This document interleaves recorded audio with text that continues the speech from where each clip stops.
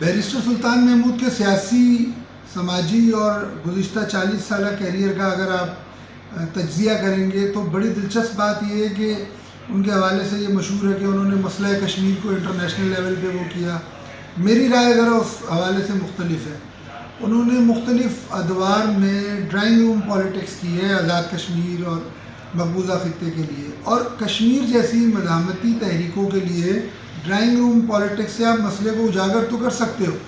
لیکن آپ اس میں کوئی پازیٹیو رول پلے نہیں کر سکتے. پھر ان کے سیاسی کیریئر کا اگر جائزہ لیں تو انہوں نے گزشتہ 40 سال میں مختلف جو سیاسی جماعتیں ان میں شمولیت اختیار کی، اور اس کو اور شمولیت کے علاوہ پھر نئی پارٹی بنا لی، اور بحیثیت وزیر اعظم، بحیثیت قائد حزب اختلاف و آزاد کشمیر کی ٹاپ موسٹ پوزیشنز پہ رہے. لیکن ان کی سیاست کا محور ان کی اپنی ذات رہی، نہ کہ خطے کی. بیرسٹر سلطان محمود چودھری کے صدر بن جانے سے اور عبدالقیوم نیازی کا وزیر اعظم بن جانا یہ نشاندہی کر رہا ہے کہ آنے والے دنوں میں خطے میں کوئی بڑی تبدیلی ہونے جا رہی ہے. کیونکہ اگر آپ عبدالقیوم نیازی کا تجزیہ کریں تو وہ ایک نومولود وزیر اعظم ہے. اسی طرح اگر آپ بیرسٹر سلطان محمود چودھری صاحب کا تجزیہ کریں تو وہ میں آلریڈی بتا چکا ہوں کہ ان کی سیاست ڈرائنگ روم تک محدود رہی ہے اور اپنی ذات تک محدود رہی ہے. مزاحمتی تحریکوں کے لیے سید علی گیلانی یا اس طرح کے لیڈران کی ضرورت ہوتی ہے جو قید و بند کی صحبتیں برداشت کر سکیں، جو کہ کمفرٹ سے باہر نکل سکیں. بیرسٹر صاحب نے مسئلہ کشمیر کو بیرون ملک بہت اچھی طرح اجاگر کیا، اس میں کوئی دو رائے نہیں ہے کہ انہوں نے، لیکن وہ تمام پالیٹکس، اگین میں پھر وہی کہوں گا کہ ڈرائنگ روم پالیٹکس، صدر آزاد کشمیر اور وزیر اعظم آزاد کشمیر دونوں کو جوڑ کے اگر آپ ان کا تجزیہ کریں گے تو آپ کو پتہ چلے گا کہ سردار عبدالقیوم نیازی صاحب جیسے وزیر اعظم اور بیرسٹر سلطان محمود چودھری جیسے ایک ڈرائنگ روم پولیٹیشین کو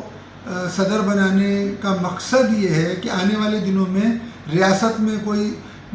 چیزیں ہونے جا رہی ہیں. بیرسٹر سلطان محمود چودھری 96 سے 2001 تک آزاد کشمیر کے وزیر اعظم رہے. آپ کو یاد ہوگا اس 2001 کے دور میں پرویز مشرف صاحب پاکستان کے سارے کرتا دھرتا تھے، تو اس وقت بھی کچھ آوازیں اٹھی تھی کہ مسئلہ کشمیر کا کوئی ایک فارمولہ طے کیا جا رہا ہے اور وہ حل کی طرف جا رہا ہے. تو 2002 3 4 تک جو ہے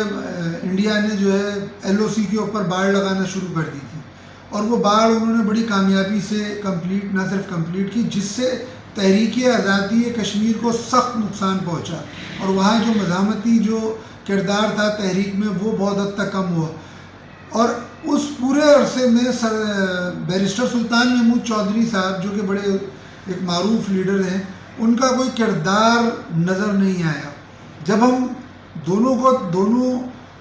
کی اپوائنٹمنٹ کا تجزیہ کرتے ہیں تو اس کے لیے پھر ہمیں 2008 کے واقعات کا بھی موازنہ کرنا پڑے گا، تو کہیں جا کے ہمیں سچویشن کلیئر ہوگی کہ آنے والے وقت میں کیا ہونے جا رہا ہے. اور ان دونوں شخصیات کا تحریک جو مزاحمتی تحریک یا جو آپ ریاستی جو جد و جہد جو ہمارے جو کشمیر کو لے کے جو مقبوضہ وادی میں چل رہی ہے یا جو آزاد خطے میں چل رہی ہے، ان دونوں شخصیات کا اس جد و جہد سے کوئی خاص واسطہ نہیں رہا ہے. تو اس حوالے سے جو ہے وہ جو مقبوضہ کشمیر کی قیادت ہے یا جو مقبوضہ ایریاز کے لوگ ہیں، وہ کوئی خاص امید نہیں رکھتے کہ ان دونوں شخصیات کے آنے سے ان کو اپنے آزاد کشمیر سے کوئی مزاحمتی تحریک میں کوئی سپورٹ مل سکے گی. انڈیا کی طرف سے مقبوضہ کشمیر میں جغرافیائی سطح پر حالیہ جو تبدیلیاں کی گئی ہیں، ان میں ایک وہاں پہ مزاحمتی تحریک کو کچلنے کے لیے فوج کی مزید ڈپلائمنٹ بھی شامل ہے. اور آپ یہ دیکھیے کہ گزشتہ کچھ عرصے میں وہاں پہ مزاحمتی تحریک میں